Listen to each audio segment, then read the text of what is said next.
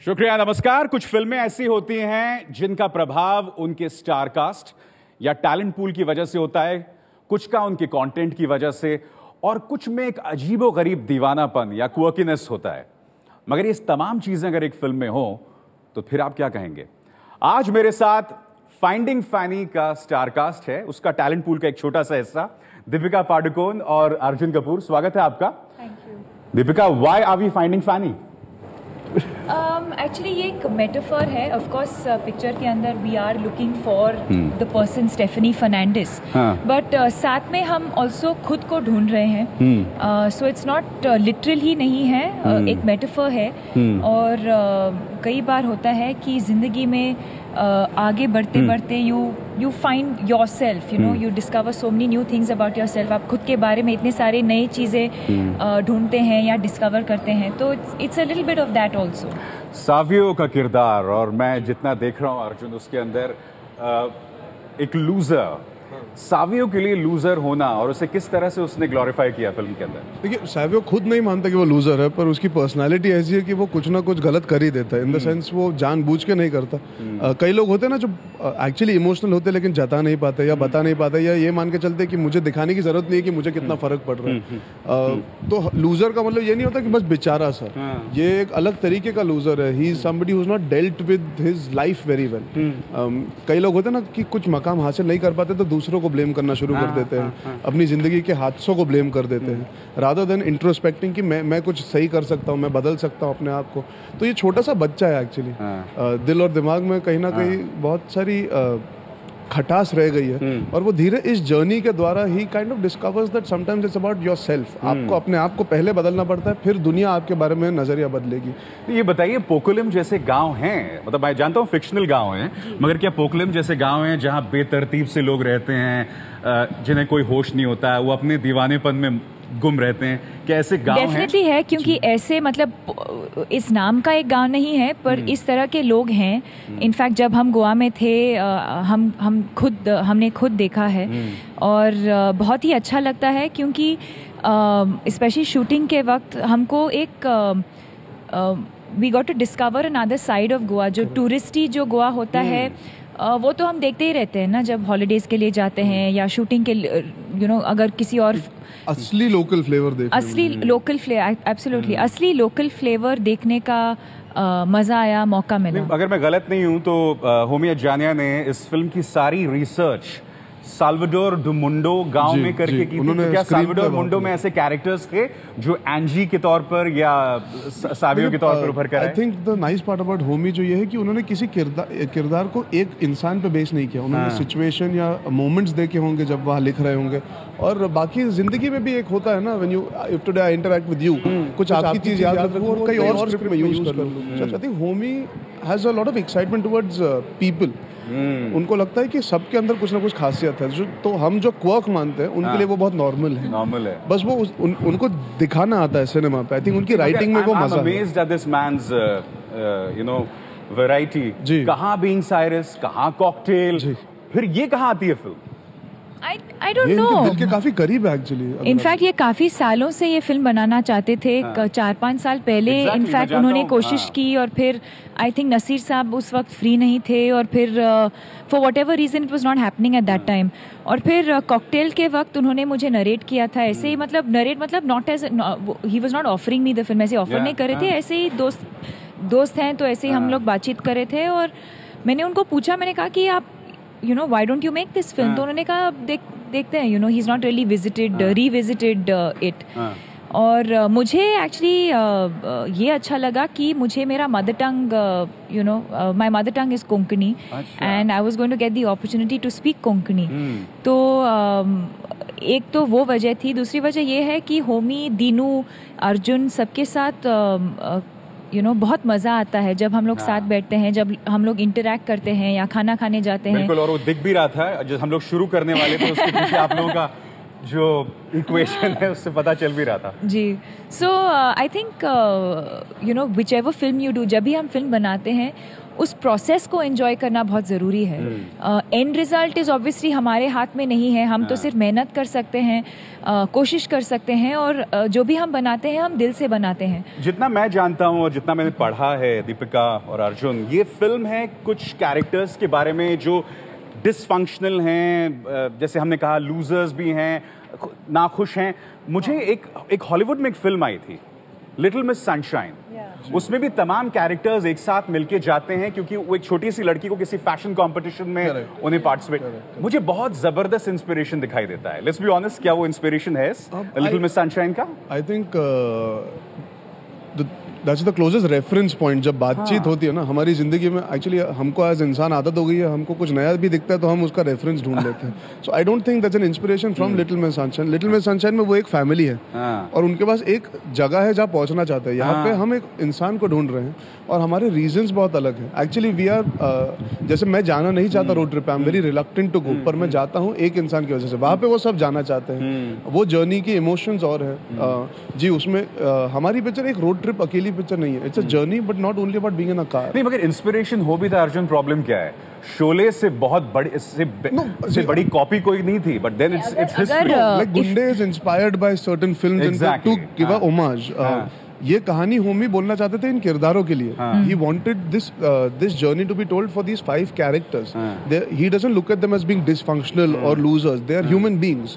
वो चाहते थे कि ये दिखा पाए कि ये 5 अलग किस्म के इंसान अगर एक साथ एक सिचुएशन में फंस जाए तो वो अपने आप को समझ सकते हैं, एक दूसरे को समझ सकते हैं और जिंदगी के कुछ पहलू को परख सकते हैं। और दीपिका, आप दिन ब दिन अमेज किए जा रही हैं अपनी परफॉर्मेंसेस से। शाहरुख खान को कोई साफ कर सकता था, किसी ने कल्पना नहीं की थी। You did that in Chennai Express, you don't have to be diplomatic. यहाँ फिर हम आपको एक देख रहे हैं नए किरदार में। What was your spin off इस फिल्म में एज एन एक्ट्रेस प्रवेश करने के लिए? आई थिंक यू नो, जब मैं फिल्में साइन करती हूँ तो मैं ज़्यादा कैलकुलेट नहीं करती हूँ। जो भी मैं करती हूँ मैं दिल से करती हूँ और मेरा ये मानना है कि हमेशा ऐसे ही होना चाहिए। You know, I think it's very important कि हम जो भी करें उस काम को एंजॉय करें, उस चीज़ को एंजॉय करें। सेट पे सबके साथ यू नो वक्त गुजारना, मैं होमी को बहुत ट्रस्ट करती हूँ इनफैक्ट, क्योंकि जब कॉकटेल हुई थी that was also very very difficult character, you know, and I think we formed an equation for a lifetime. नहीं, मतलब कॉकटेल के आपके कैरेक्टर का क्रिटिसिज्म भी हुआ था कि हम बहुत स्टीरियोटाइपिंग कर रहे हैं, कि मतलब अगर किसी फॉरवर्ड लुकिंग लड़की को बताना है तो आप एक क्रिश्चियन वेरोनिका को बता दो। बट अगर आप स्टोरी को उल्टा घुमा के अगर देखते तो वो भी स्टीरियोटाइप ही लगेगा ना। फिर लोग कहेंगे कि अरे you know that the guy doesn't want to marry a simple girl, और वो सिर्फ किसी पार्टी फॉरवर्ड थिंकिंग लड़की को ही शादी करना। सो either way it was, I mean it's a catch-22, either way people would have had an issue. The point is हम एक कहानी ऐसे ही कह रहे थे जो हमको लगता है आजकल सोसाइटी में हो रहा है, और बहुत यू नो दुख की बात है कि मुझे आज भी लगता है कि बहुत ऐसे मतलब जो मर्द हैं दे प्रेफर, जो डेट करते हैं, you know those women are different, पर एट द सेम टाइम वो चाहते हैं कि वो किसी घरेलू लड़की जो घर पे बैठ के खाना पकाएगी, यू नो परिवार की देखभाल करेगी, they want to marry that kind of a girl. मैंने और जो लड़की इंडिपेंडेंट है या काम करती है, या independent not just in terms of financially, but जो you know a girl who has a mind of her own, she is you know. मैंने रशेस जब देखे इस फिल्म के तो मैं वाकई बहुत हंसा जब मैंने शेख योर बूटिया का वीडियो देखा। इट वाज सो फनी कि जिस तरह से आप खोलती हैं और उसके अंदर उनके मिनिएचर वर्जन्स दिखाई देते हैं। उसकी एक छोटी सी झलक देखना चाहेंगे? शेख योर बूटिया, अगर मैं रिक्वेस्ट करूं उसकी एक झलक हमारे दर्शकों को दिखाएं।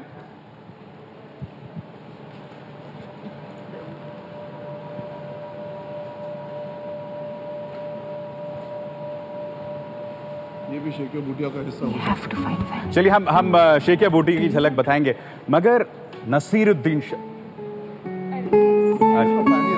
नहीं तो प्यार वाले दिन सारे वे खत लिख के गुजारे वे, ओ फैनी रे, ओ फैनी रे, सुख जिंदगी दे सारे वे तेरी याद विच मारे वे, ओ फैनी रे ओ फैनी रे Jesus Christ, who the hell is this? Now we don't recognize our father. वीर दे जहान तेनू खाजदा फिरा मिले ना सुनेड़ा तेरा वे अतरू बहावे अखियां अखियां What are you doing? सुपन च आया नहीं वे दुखड़ा मिटाया नहीं वे ओ माही रे ओ फैनी रे मैं क्यूरियस हूँ यहाँ, ये डिम्पल जी की बम को लेके क्या कहानी है? उनकी प्रोस्थेटिक बम शायद खास तौर पर इस फिल्म के लिए है, और एक शेख या बूटिया भी गाना है. So what's this obsession with bomb? I mean, it's not दोनों चीजें इंटर रिलेटेड नहीं है. हाँ. एक तो कैरेक्टर है उनका, दूसरा हमारे प्रोड्यूसर जो दिनेश विजयन है, he is very very fond of music. In fact हमने जो पिक्चरिंग की है साथ में, लव आजकल हो या कॉकटेल हो, he is been very very involved with the music. और उनको लगा कि शायद if we have a song like shake your bootiya, it will just summarise जो हमारा एक्सपीरियंस रहा है इस फिल्म के अंदर, उस चीज़ को समराइज करने के लिए we made a video and a film. So it summarizes the mood and the feeling of the entire film. Interesting songs हैं, चाहे शेख बूटिया का भी जिस तरह का पिक्चराइजेशन है, और ये फैनी रे, इसके पीछे का थॉट क्या था, इन गानों के पीछे का? I think that's the nice part about Homi and Dinu. वो पहले से क्लियर थे कि they don't want to use the music videos to say कि चलो हम कोई हिंदी पिक्चर का म्यूजिक वीडियो कर देते हैं, या कोई हम सिर्फ नाच गाना करके कोरियोग्राफी के साथ. वो चाहते थे कि फिल्म की जो प्योरिटी है, जो एक नयापन है, वो वीडियोस में भी आए. So the videos are not designed. अगर आप देखें तो हम कोरियोग्राफी कोई नहीं है, मतलब कि हमें बोला गया था, होमी ने कहा अब आके तुम्हारा जो मन कर रहा है करो, गाना सुनो और नाचो, दिल से नाचो, एंजॉय करो. बिकॉज कैरेक्टर्स भी वैसे हैं, फिल्म भी वैसी है.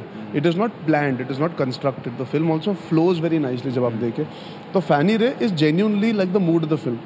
मज़ा है, मस्ती है, ब्रिंग्स अ स्माइल. थोड़ा सा अरे ये कैसे किया, अच्छा वो you will feel all those emotions जो आप 2 घंटे में देखोगे हमारी पिक्चर. पैदा होती है जिस तरह से वो बिल्ली को किस तरह से उठा के कर रही हैं, और फिर मतलब जो छोटे छोटे सीन्स हैं उससे जनता में क्यूरियोसिटी. मगर मेरा एक आप दोनों से सवाल है, अगर आप इसे अंग्रेजी में बना रही हैं तो why dub it in Hindi? I think आप लोग डब कर रहे हैं उसे हिंदी में. डब ऑलरेडी किया है, और इसलिए क्योंकि हमको I mean obviously in fact the language English, इसलिए क्योंकि वो गोवा में बेस्ड है.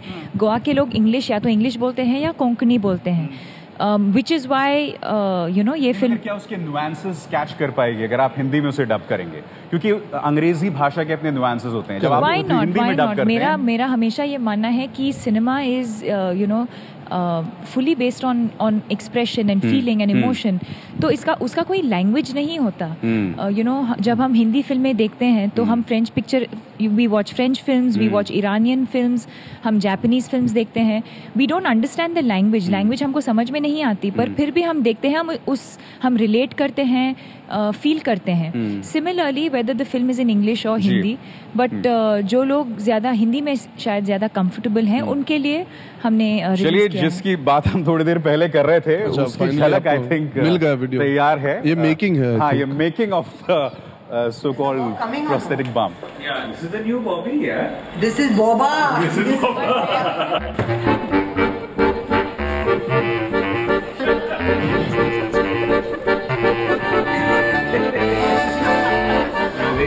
Babu was made out of this.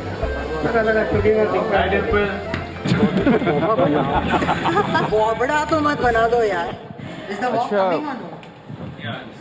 बम से याद नहीं आ रहा है मुझे, मगर आपके एक दोस्त हैं, आप उन्हें बाबा कहते हैं, वो भी हैं इस फिल्म में?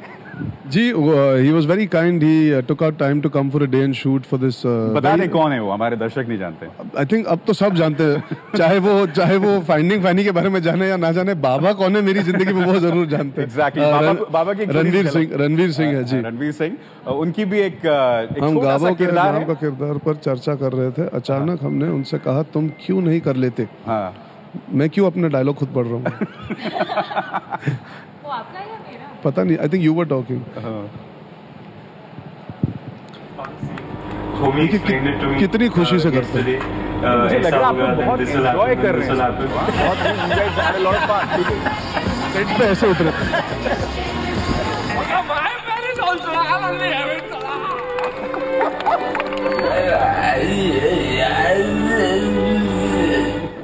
discussing this character, Gabo, there was no face to the name. One of us was like, hey, why don't you do it? He prepared for it. Sensor board से छोटे मोटे प्रॉब्लम्स आपकी हुए क्या नहीं मैं जानता हूँ नहीं है, मगर क्या इशू क्या है सेंसर बोर्ड को? इशू ये है कि जो शब्द निकाला गया था फिल्म से वो ट्रेलर में अलाउड था। और शब्द और बता दें, वर्जिन जी। और हमारा सिर्फ ये था कि अगर ट्रेलर में अलाउड है तो फिर पिक्चर में अलाउड क्यों नहीं है? हम ऑब्वियसली उनका लॉजिक क्या था उस वक्त? कोई लॉजिक नहीं था। अच्छा, और इसीलिए रिवर्स कर दी decision. The thing is they also realise that it was not as logical as आप मीडिया ने सवाल उठाया, हमने सवाल उठाया, तो obviously somewhere that sensibility prevailed eventually कि हाँ यार जो चीज़ इतने बड़े मीडियम पे अलाउ की है, television is a free medium literally. Theatre में तो आप पैसे देके जाते हो, फिर आप वो वर्ड देखो। अर्जुन, शुक्र है कि इनमें से इन लोगों को नहीं पता कि आपके टाइटल पे भी कुछ लोग आपत्ति कर सकते थे, वो शुक्र है नहीं किया उन्होंने। नहीं, बिकॉज़ दैट इज स्टेफनी का short form, but like she said very rightly, वो हमारे कल्चर में ज्यादा हम ऐसे कहते नहीं है, वो वेस्ट का जो है उसका मतलब है। थैंकफुली सेंसर बोर्ड में से कोई ब्रिटेन में रह के नहीं आया। बट ऑल्सो आई थिंक आज उनका एक कोट भी आया है कि उनकी तरफ से एक मिस्टेक था and they have retracted their this thing and now it's been reallowed. I think हमारी ऑडियंस तैयार है। कई बार थोड़ा लोगों को भय लगता है कि नहीं तैयार है, पर they are ready to see clean entertainment as long as you are doing it in context. अगर आप सिर्फ टिटिलेट करने के लिए करो ऐसी चीज़ है तो फिर अजीब व गरीब होता है, लेकिन स्टोरी के कॉन्टेक्स्ट में बहुत ज़रूरी वर्ड है वो। और इस फिल्म में मेरे दो पर्सनल फेवरेट एक्टर्स, नसीर साहब and Pankaj Kapoor. I am से व्हाट अमेजिंग टैलेंट। और मतलब आप काम करके मुझे उनके एक छोटे से रशेस से पता चल रहा है कि कितने इंटरेस्टिंग और परफॉर्मेंसेस होंगे उनके। नहीं, बहुत ही उम्दा कलाकार है। Somewhere down the line I think we are better off after working with them, because उन्होंने कभी ये दिखाया नहीं कि देखो हम कितने सीनियर है। They came, they enjoyed. I think we can easily से we were like friends on set, all 5 of us। एक गाड़ी में इतना समय बन गए। हम उनको पहले से जानते हैं, ऑब्वियसली साथ काम करते करते 1 महीने के लिए हम सब एक ही गाड़ी में थे। और आई थिंक हम दोनों के लिए what we cherish the most is जो उनका ऑफ स्क्रीन जो यू नो जो उनके पर्सनैलिटीज़ हैं या जो हमको डिस्कवर करने को मिला, that is something that we cherish, you know. Naseer sahab ने जो वॉइस मॉड्यूलेशन किया है, मतलब उनका जो फेमस बैरिटोन है वो इस फिल्म में नहीं है, वो बिल्कुल एक completely the opposite. I don't want to die. No, Angie. अच्छा, एक सवाल पर्सनल लेवल पे आप दोनों से पूछना चाहता हूँ, क्योंकि हमने जिक्र भी किया और सावियो के कैरेक्टर से। Have you ever been a loser in life on any issue जहाँ आपको बताया गया you're a loser or something? नहीं, किसी ने आके बोला नहीं कि बेटा तुम लूजर हो, थोड़ा समझ जाओ। But there are moments where you feel like that in life. कभी देखिए आप सीखते हैं जब बड़े होते हैं तो you go through so many ups and downs. I don't know if I would call it being a loser, but I've been in situations where I've been at a loss of trying to do anything about it. पर मैं अलग हूँ सावियो से। सावियो लोगों को blame करता है, मैं इंट्रोस्पेक्ट करके आगे बढ़ने की कोशिश करता हूँ। What about you, Deepika? आपको कभी ऐसा लाइफ में मुकाम आया है? लोगों ने मुझे पहले से लेके आज तक बहुत प्यार दिया है, सिवाय 1-2 लोग जो पहले से ही मतलब यू नो एक प्रीकंसीव नोशन से आपको था कि मॉडल है, एक्टिंग नहीं कर सकती, और उसका जिक्र आपके एक एड में भी आता है। जी आता है। और I think in fact if anything मैंने उसको I used it to my advantage. और यू नो ऐसे मतलब criticism is a part of हम जो करते हैं, criticism is a part of it, but you can have rise above that and it inspires me to work harder. एक बात बताइए, क्या बड़े बड़े स्टार्स अब आपके साथ काम करने से थोड़ा उनको घबराहट होती है आफ्टर चेन्नई एक्सप्रेस? नहीं, क्यों?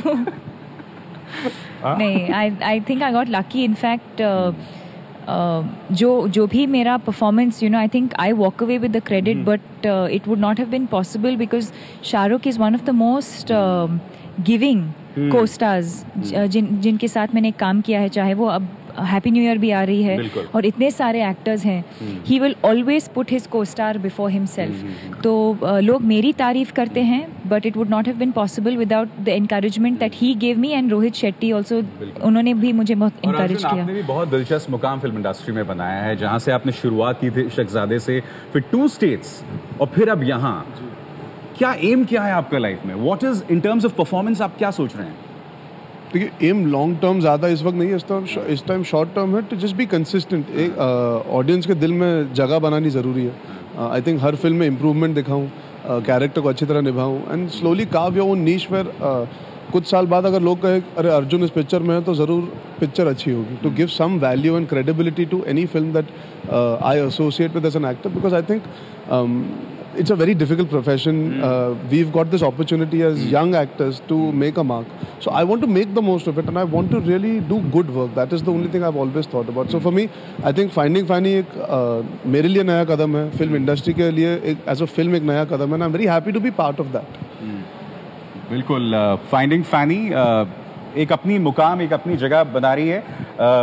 आखिरी सवाल आप दोनों से कि फाइंडिंग फैनी के बाद अब नेक्स्ट क्या? पहली दीपिका, मेरी अगली रिलीज़ है हैप्पी न्यू ईयर, बट फ़िलहाल मैं इम्तियाज़ अली जी के साथ काम कर रही हूँ. फिल्म का नाम है तमाशा और शुजीत सरकार के साथ मैं अमित जी के साथ एक फिल्म कर रही हूँ. शुजीत सरकार is the director and it's a father daughter relationship story and या It's called Piku. It's called Piku. या मैं कुछ नहीं कर रहा हूँ, मैं छुट्टी मना रहा हूँ.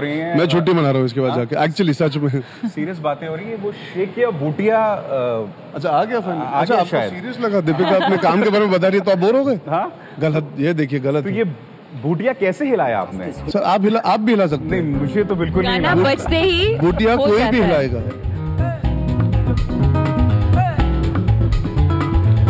हाँ. ओ ओ हाय रे मेरी फनिया बड़ी मिट्टी मिट्टी है.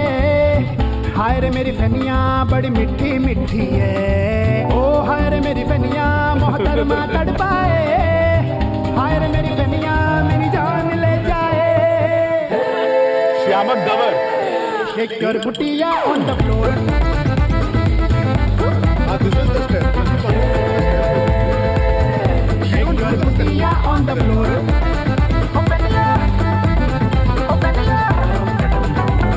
इसमें एफएक्स कितना था और रियल कितना था? देखिए ये बहुत इफेक्टिव है. इफेक्ट का पता नहीं लेकिन गाना बहुत अभी है. इफेक्टिव. स्पेशल इफेक्ट्स थे या क्या नहीं, था? बहुत रिहर्सल्स की हमने. देखिए we were so special that we are so effective. बस तेरा पिन कोड दे अब तू ही दे बता. ओ ओ हाय रे मेरी वो हमारे फनिया doubles बड़ी हैं. फंकी फंकी जो देख रहे हैं वो हम नहीं है. जो डांस कर रहे हैं वो एक्चुअली हम हैं. अच्छा देखिए नहीं, नसीर साहब ऐसे डांस तो नहीं पंकज सर को देखिए. मेरे हाथ न आए. Shake your booty on the floor. करते. अगर वो नसीर साहब डांस कर रहे हैं तो आपसे अच्छा डांस किया उन्होंने. मैं तो मानता हूँ Pankaj sir, Naseer sir, Dimple ma'am सबने मुझसे बेटर डांस किया. उनकी एनर्जी लेवल और हमारी एनर्जी लेवल में जमीन आसमान का फर्क है. देख लीजिए.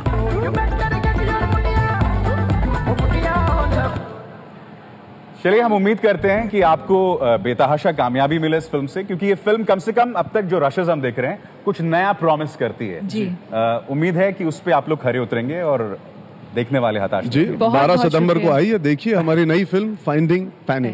जी. बहुत बहुत शुक्रिया दीपिका you. आपका और अर्जुन आपका एबीपी न्यूज के लिए वक्त निकालने के लिए. Thank you so much. और आप जाएं इस फिल्म को देखें. चलिए मैं और- चाहता हूँ.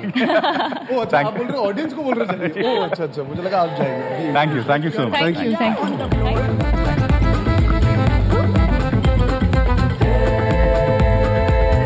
Shake your booty on the floor.